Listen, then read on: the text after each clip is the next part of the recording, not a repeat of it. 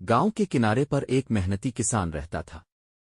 इसका नाम सब जानते थे, मगर उसकी सबसे बड़ी पहचान उसकी ईमानदारी और सच्चाई थी। किसान का छोटा सा खेत, एक पुराना सा घर और चंद मवेशी, उन्हें ही सहारा बनाकर वो अपनी जिंदगी चलाता था। खिज़ां का मौसम था। खेतों के सूखते पत्तों की सरसराहट में शामें और भी सुनसान लगती थीं। लेकिन उन वीरान लम्हों में एक और चीज भी थी, जंगल से आने वाली लुमड़ियों की चालाक हरकतें। किसान ने कई बार देखा था कि कोई जानवर उसके मुर्गियों के धोबी के आसपास घूमता है। पहले इसे शक हुआ कि शायद बैल या कोई आवारा कुत्ता हो, मगर एक रात इसे साफ दिखाई दिया।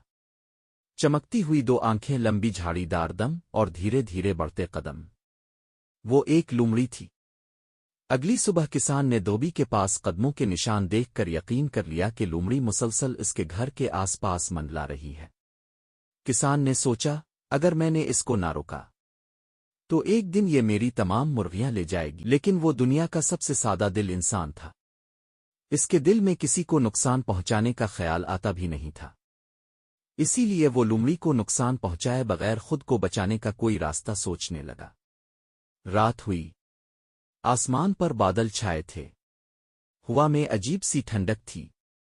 किसान अपनी जगह छुपा बैठा था, जैसे इसे किसी का इंतजार हो। और फिर वो आ ही गई, लुमड़ी। वो धोबी के पास रुकी, गर्दन बाहर निकाली और खामोशी से मुर्गियों को घूरने लगी। किसान हाथ में लालटेन लिए आहिस्ता से बाहर निकला और बोला, लुमड़ी, मैं जानता हूं तुम भूखी हो, लेकिन मेरे पास इतना नहीं कि हर रात तुम्हें खाना खुला सकूं। अगर तुमने मेरी मुर्गियां लें तो मेरे बच्चे भूखे रह जाएंगे। अजीब बात थी। लुमड़ी इंसान की आवाज सुनते ही भागने के बजाय पीछे हटी बैठ गई, जैसे इसकी बात समझ रही हो। किसान ने जमीन पर रोटी का थोड़ा सा टुकड़ा रखा और कहा, ये ले लो, मगर मेरी मुर्गियां छोड़ देना। लुमड़ी ने पहले किसान को देखा, फिर रोटी को, और फिर चुपचाप जंगल की तरफ चली गई। अगली रात वो फिर आई। इस बार किसान पहले से तैयार था।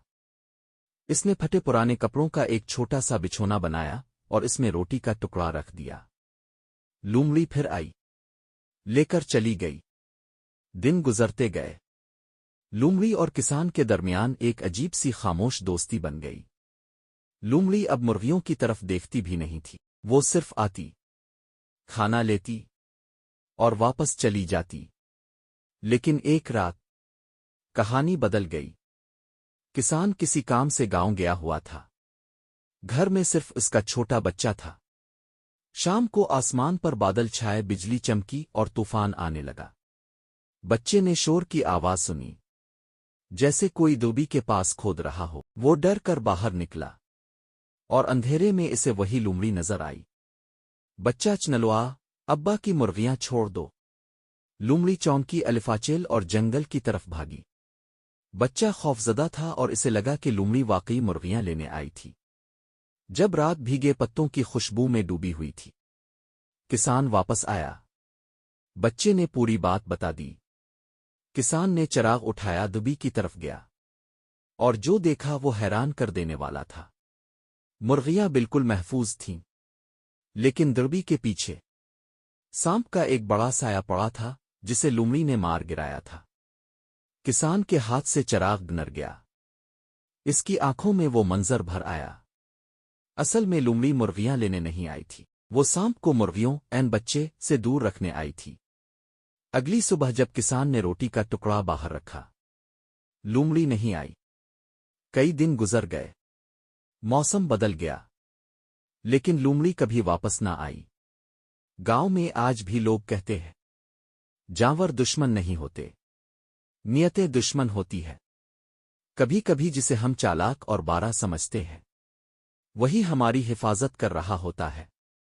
और किसान, वो आज भी हर रात धोबी के पास एक रोटी रखता है, इस उम्मीद में कि शायद इसकी जंगल वाली दोस्त एक बार फिर लूट आए।